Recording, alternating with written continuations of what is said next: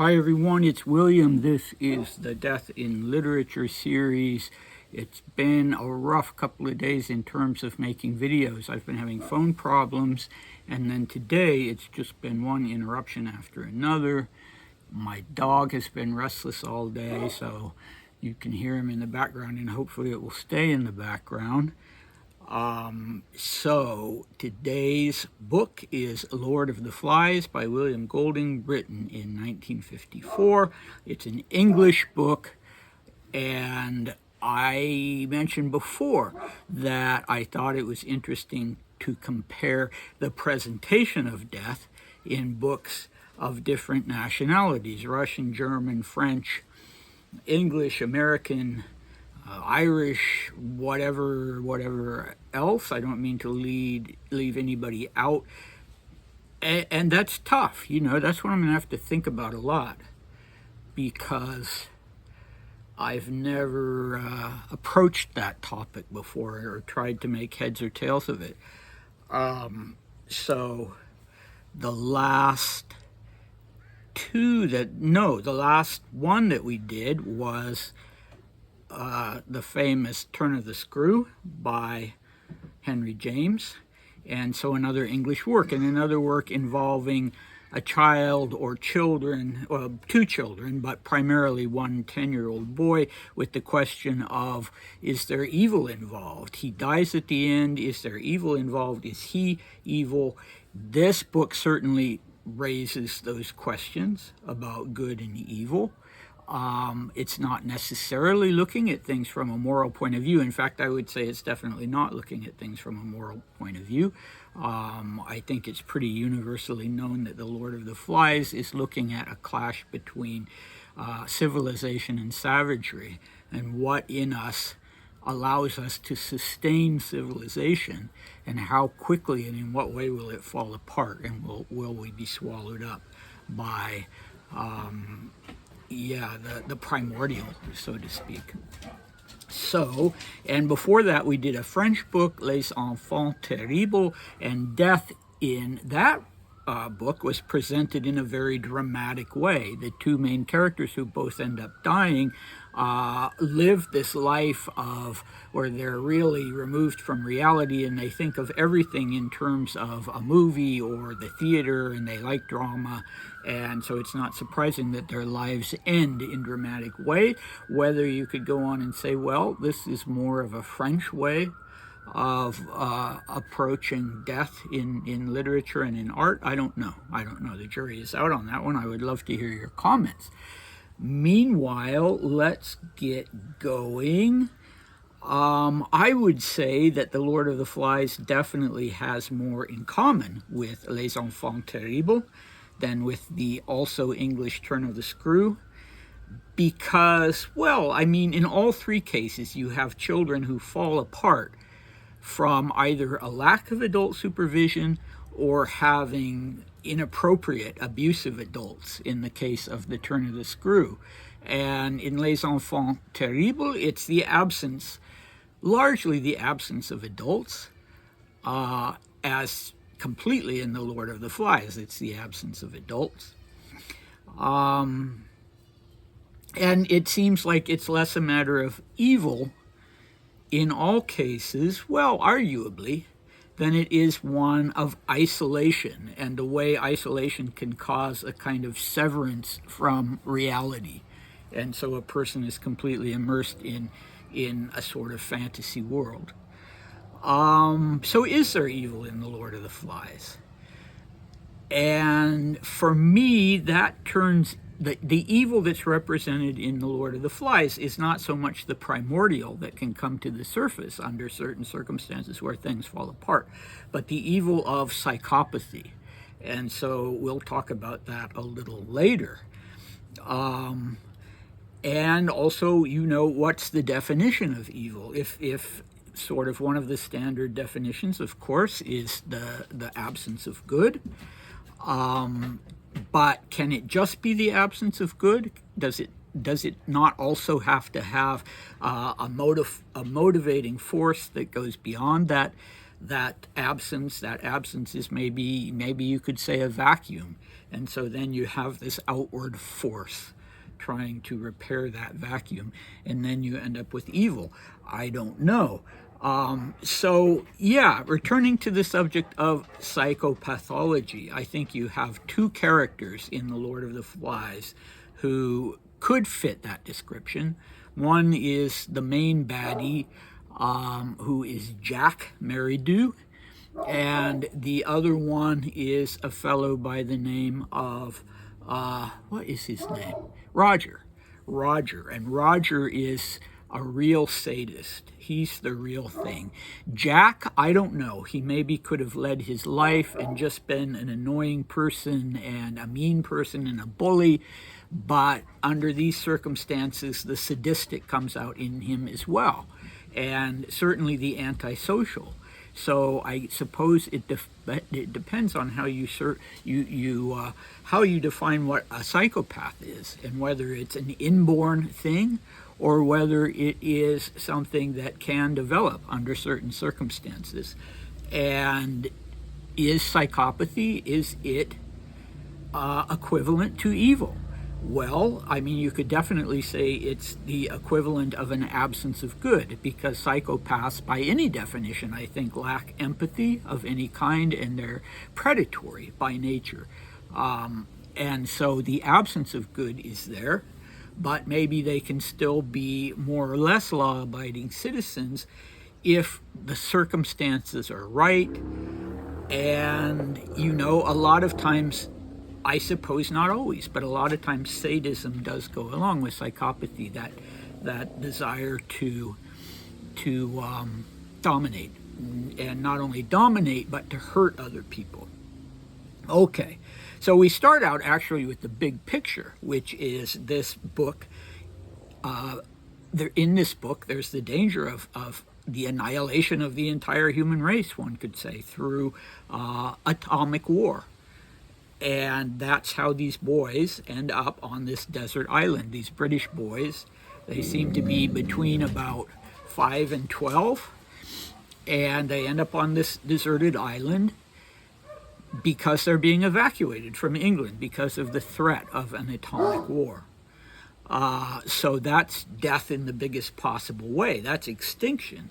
But what happens then on the island could be seen as a microcosm of what's happening in the world, and what could lead human beings to use weapons of mass destruction.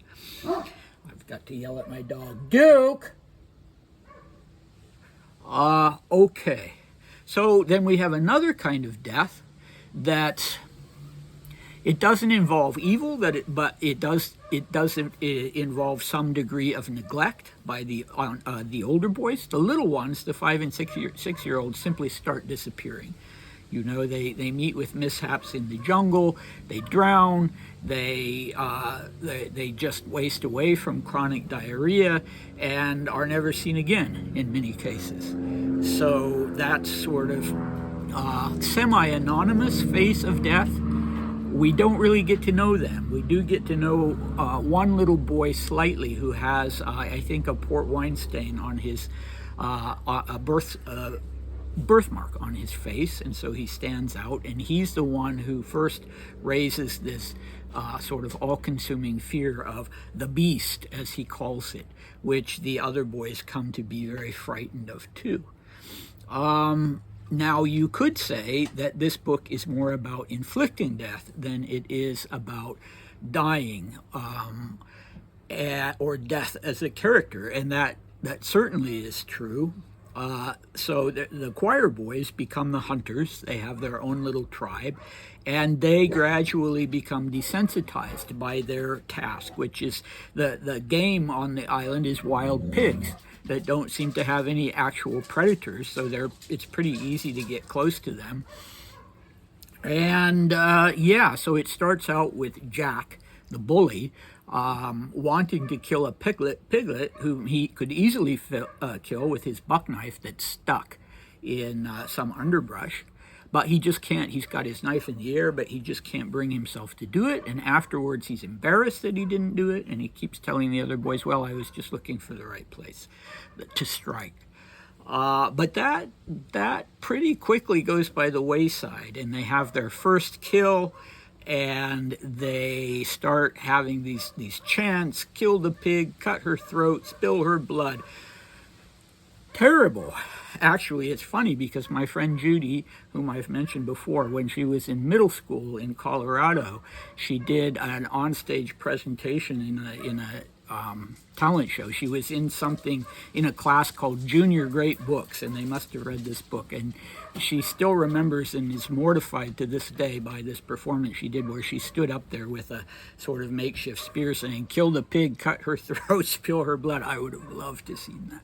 Anyway, but actually it's horrifying. And it all culminates with the death of a sow, which I've read a couple times and I will never read again. It's too upsetting. I mean, condemn me if you will, but I find the deaths of animals more upsetting than the deaths of people. Maybe that's bad, but it is what it is. So I'm not going to read that again, but I do know that one of the things that makes it so horrible is that it's partly, at least, from the pig's point of view, from the sow's point of view, and she's just terrified and terrorized. And terror with death is to me the least digestible. It just seems like if someone dies in terror, then somehow that terror is never going to be effaced. It's almost going to sort of accumulate in the universe. Horrible thought, I know. But anyway, as I said, I'm not going to be reading that scene again, but it's a very potent one. And there's also a scene where Jack, who at this point has become completely a nerd and even revels in killing, picks up a piglet and bashes it against a tree, unlike the initial piglet that he just couldn't bring himself to kill.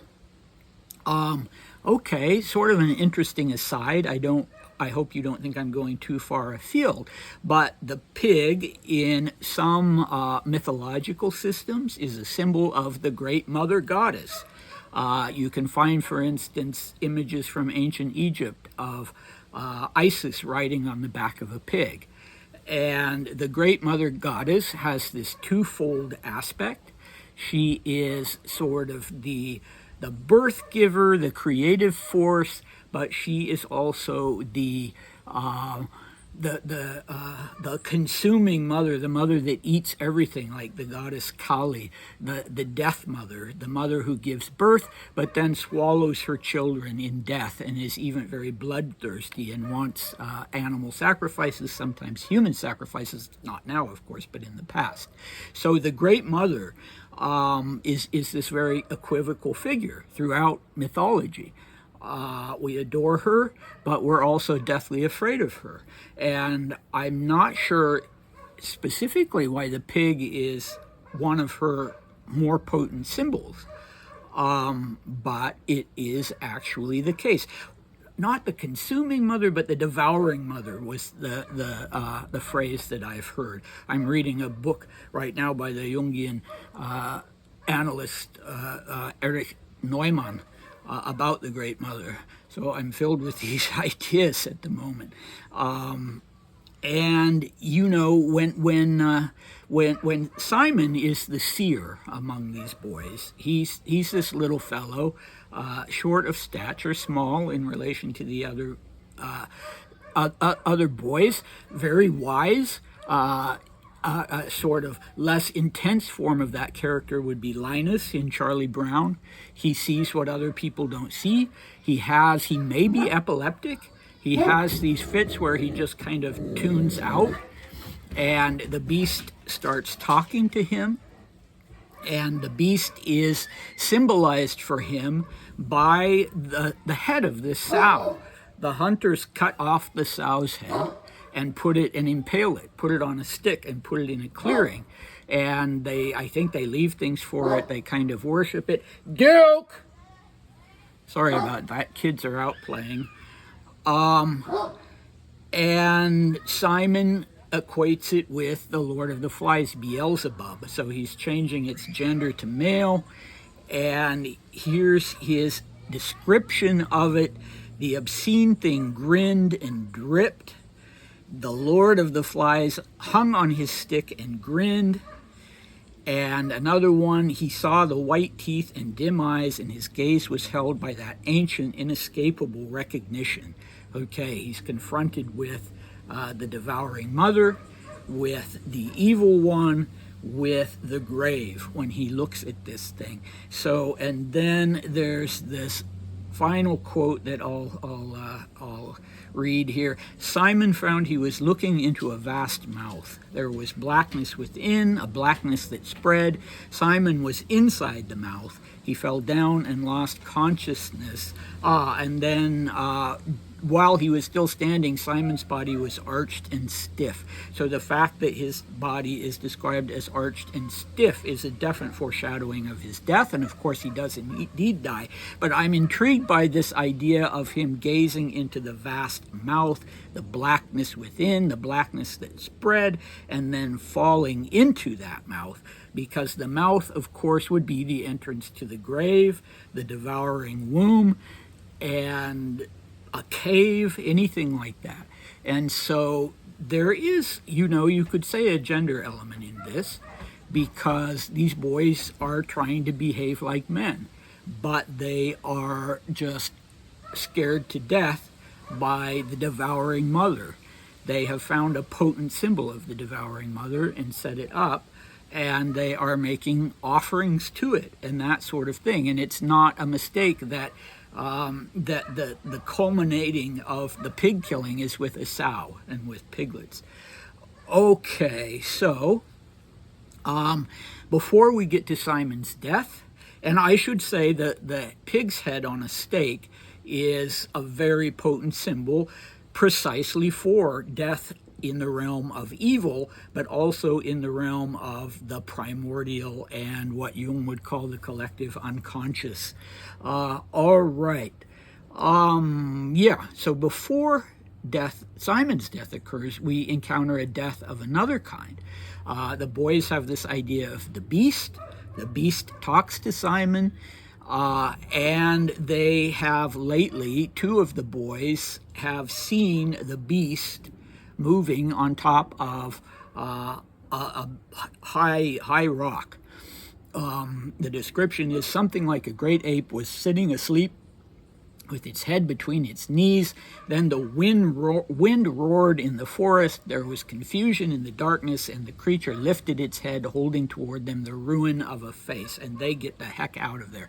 That is the two leaders of the boys, Ralph and Jack.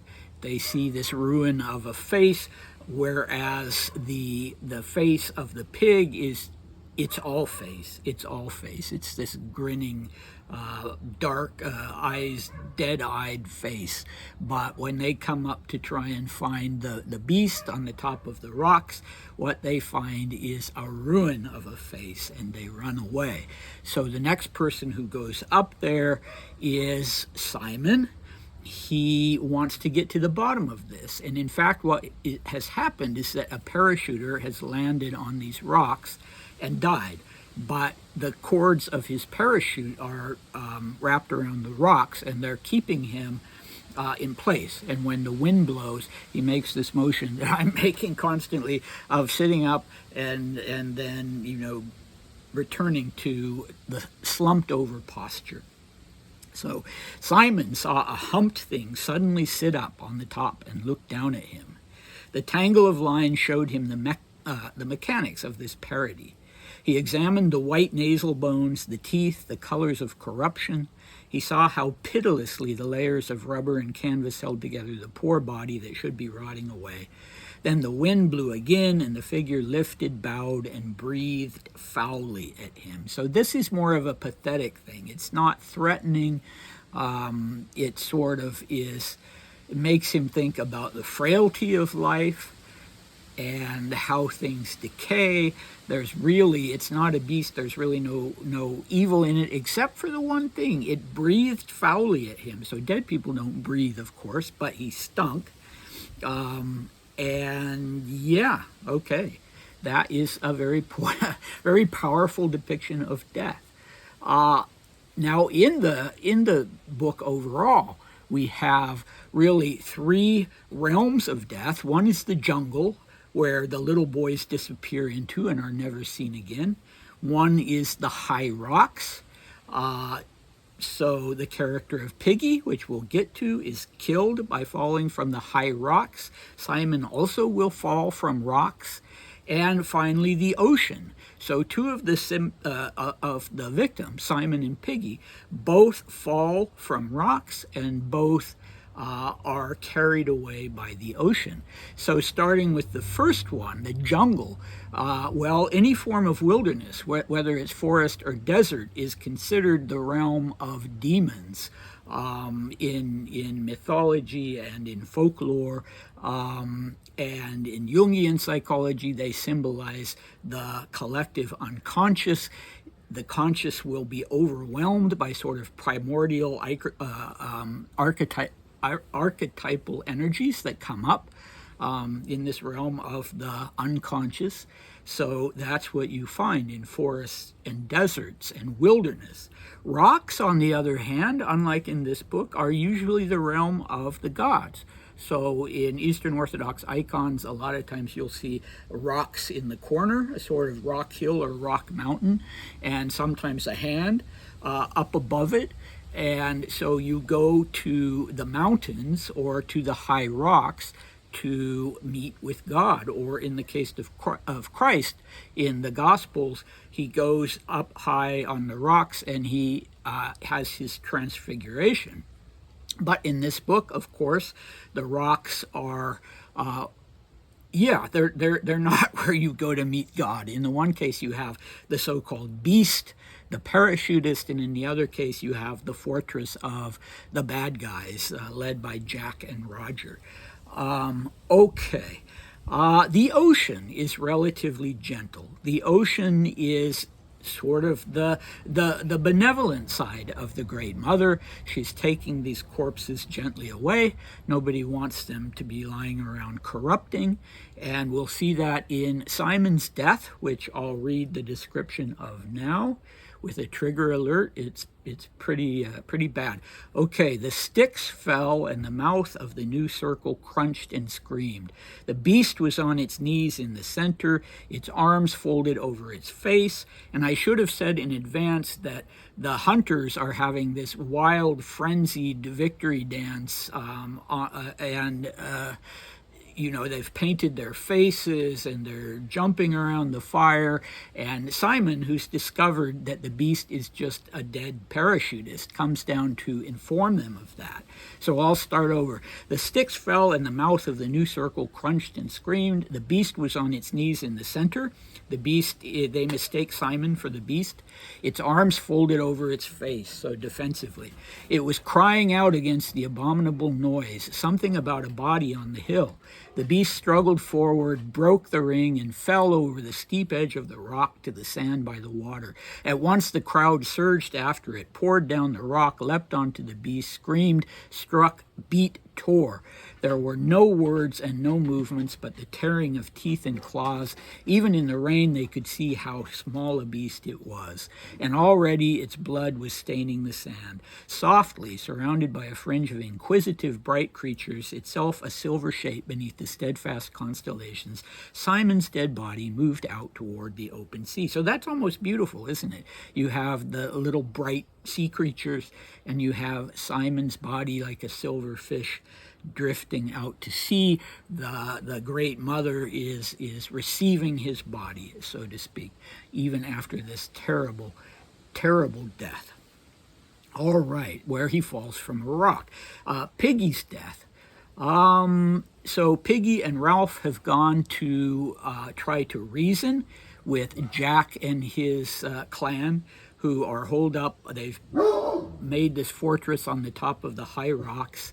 And here's the description of poor Piggy's death. And I should say, Piggy is the fat boy that everybody makes fun of. He is the intellectual, analytical character in the book. He's responsible for many of the innovations and the things that they do that help them survive, but he's just always bullied. because he's fat and because he has asthma. So they go to this fortress, the main character, Ralph, and Piggy together. And the boys up above use a lever to send a boulder hurtling down onto poor Piggy. The rock struck Piggy a glancing blow from chin to knee. The conch exploded into 1,000 white fragments and ceased to exist. Piggy, saying nothing, with no time for even a grunt, traveled through the air sideways from the rock, turning over as he went. The rock bounded twice and was lost in the forest. Piggy fell 40 feet and landed on his back across the square red rock in the sea. His head opened and stuff came out and turned red. Piggy's arms and legs twitched a bit like a pig's after it has been killed. Then the sea breathed again in a long, slow sigh. The water boiled white and pink over the rock, and when it went sucking back again, the body of Piggy was gone. So, these two virtuous, good, gentle boys are, again, received by the Great Mother in her benevolent form. So Piggy's death, honestly, was the one I remembered when I decided to add The Lord of the Flies to my list of books I wanted to cover. It was Piggy's death that I remembered, although Simon's is just as vivid and even more horrifying. But I think the reason that I remembered Piggy's death over Simon's was just the fact that it really shocked me. The first time I read this book when I was a young person, it's hard not to see the foreshadowing of Simon's death. But Piggy, I wasn't so sure. And his death really shocked me. And this poor boy who was so bullied and treated so badly and yet did so much for everyone, it was just shocking that this should happen to him, and that it was just a kind of prank that these other boys were playing. That's about that for The Lord of the Flies. I will say that in the course of doing this, I've just now thought about that this has two other frenzied depictions of death, one with the killing of the sow and then with the killing of Simon, and the description, reading that, just made me think about the sister Elizabeth in Les Enfants Terribles, and how she has this freak out before she ends up killing herself, and she's become very animalistic, looking at herself in a mirror, literally tearing her hair out, gnashing her teeth. And so, you have one of those frenzied depictions of death in French literature, and now one, or rather two, in the same book in British literature. So I don't know what I'll do next, but I'm leaning toward Dracula. And I think this book is one of the most banned from American schools, and probably for the wrong reasons. I don't support banning books, but any teacher who's going to assign it, I think, should make sure that there are not children in the class, usually no earlier than middle school, but that there are not children in the class who are going to be plunged into an existential crisis the way I was with Where the Red Fern Grows. All right, and I'll end on that. Take care.